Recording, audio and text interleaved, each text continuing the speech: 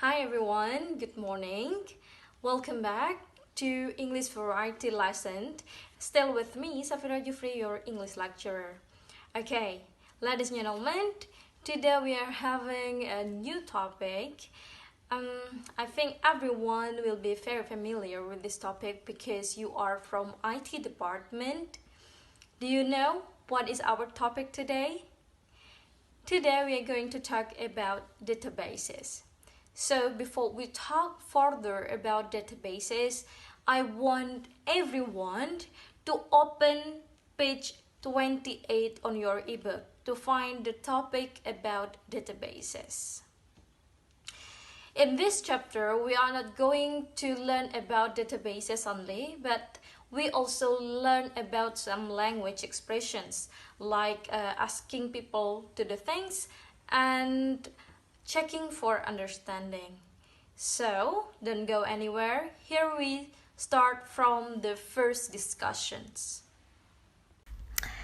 Okay everyone, because today we are talking about data processing, so it is better for us to know what steps needed in data processing.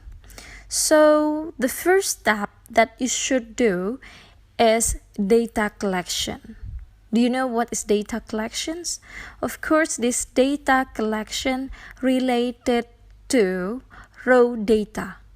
So when you want to process a data, the first thing that you need to do is to gather the data first. You should collect the data first. Remember, data first. And then after getting the data, after gathering the data, the next step is sorting the data, or we called it as data sorting process. So in data sorting, you should make some category. So those data that have you collected before, you should create some category based on the data that you got before. After create the category based on the raw data before, and then you will go to the third step, which is data coding. So after making some category, and then you should arrange that category and then systemize the data. After data coding, what you will do? Can you guess it? So the fourth step is data entry. So after arranging the data, you should enter the data into a system. After entering the data into the system, you will find the fifth step, which is the data validations. So after entering the data into a system, you should double check, is the data correct or not? Whether you find any faults or inconsistencies in the data that you entered before. So after checking and there is no fault and there is no inconsistencies, you can go to the last step, which is data tabulations. So in this step, the data tabulations, you should arrange the data into a table format, so you can analyze all the data. So that's it for the data processing today. That's all the steps that you need to process the data, which is started from the data collection, and then data sorting, data coding, data entry, data validations, and the last is data tabulations. Okay, ladies and gentlemen, in this chapter we are also learning about some language expressions. One of them is asking people to do things.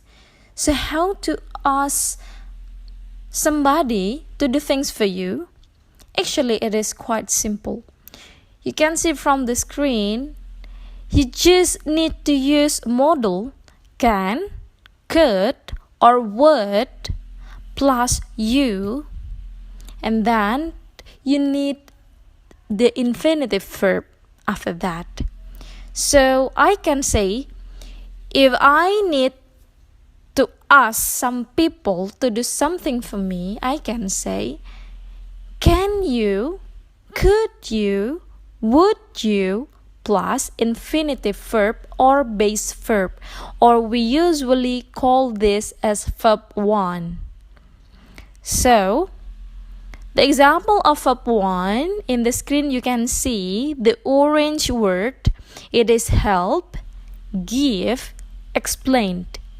So here I can say, when I need somebody help, I can say, can you help me?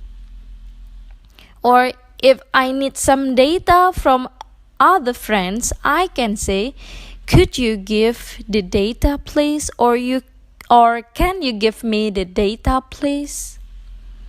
Or I can also say, would you explain that please? So actually it is quite simple to ask people to do things. We just need to say, can you, could you, would you help me? That's it. So can you, could you, would you plus verb 1. That's it. Could you help me? Can you buy me? Can you give me? Etc. Okay. So in asking people to do things, actually, do you know that there is a difference between can you help me and could you help me? Actually, there is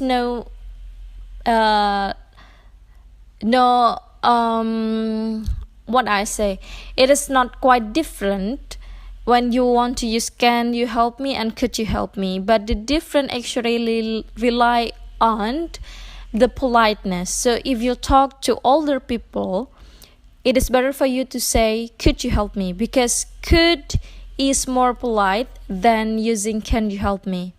Okay, so if you want to use a more polite expressions, you can use could you help me, okay, rather than using can you help me. Okay, that's for asking people to do things.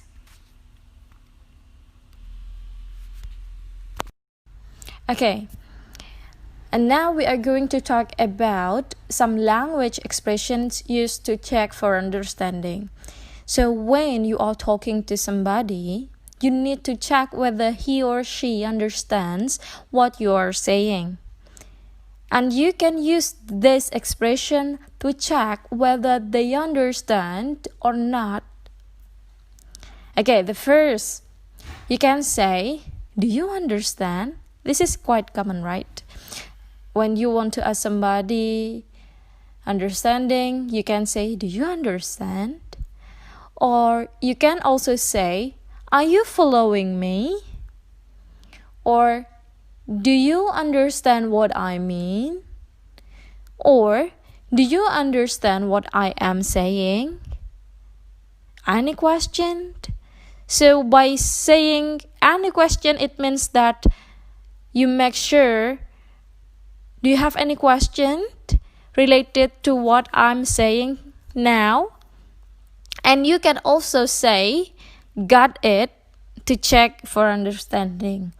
Or you can also say, alright.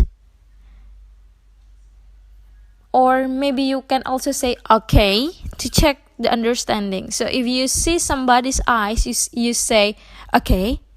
Somebody said, okay, it means that they understand what you say. And then to say, to express that somebody understand what you are saying, they can say, okay, or maybe I understand, I see, or I got it. Okay, I got what you mean, or I understand what you mean. So you can use this expression to show that you understand what somebody's saying. But how if you don't understand or you have lack of understanding? You can use these expressions. I don't get it. Sorry, I didn't get your point. What do you mean? I'm not sure I get your point. I beg your pardon? But I don't quite understand. I don't quite follow you. I'm sorry, I don't understand what you mean. Sorry, I didn't quite hear what you said. By using this lack of understanding expressions, it means that you show to another person that you don't understand.